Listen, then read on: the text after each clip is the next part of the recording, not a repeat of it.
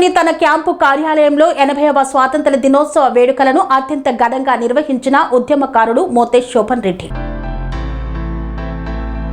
గత ప్రభుత్వం విస్మరించిన ఉద్యమకారులను కాంగ్రెస్ ప్రభుత్వం ముఖ్యమంత్రి రేవంత్ రెడ్డి గుర్తించి తగిన ప్రాధాన్యత కల్పించడానికి కృషి చేస్తున్నారని ఉద్యమకారుల కమిటీ మెంబర్ మోతే శోభన్ రెడ్డి తెలిపారు.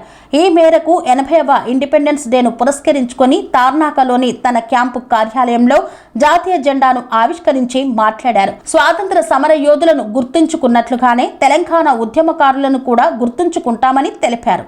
ప్రజలందరికీ 80వ స్వాతంత్ర దిన శుభాకాంక్షలు.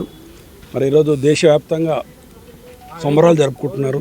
స్వాతంత్రం వచ్చి 80 సంవత్సరాలు అయింది. మన తెలంగాణలో బ్రహ్మాండంగా మరి రేవంత్ రెడ్డి ఆధ్వర్యంలో మంచిగా సబ్సిడీతో అన్ని అవకాశాలు ఇస్తున్నాయి. బ్రహ్మాండంగా ఉంది.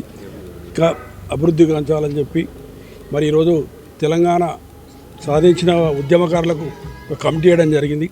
ఆ కమిటీలో అప్పుడు గత ప్రభుత్వం వాళ్ళు విస్మరించింది. మరి ఈ ప్రభుత్వం రాగానే ఉద్యమకారులకు ఏదో ఒకటి చేయాలని చెప్పి ముఖ్యమంత్రి రేవంత్ రెడ్డి గారు పెద్ద సందేశాన్ని ఇచ్చారు.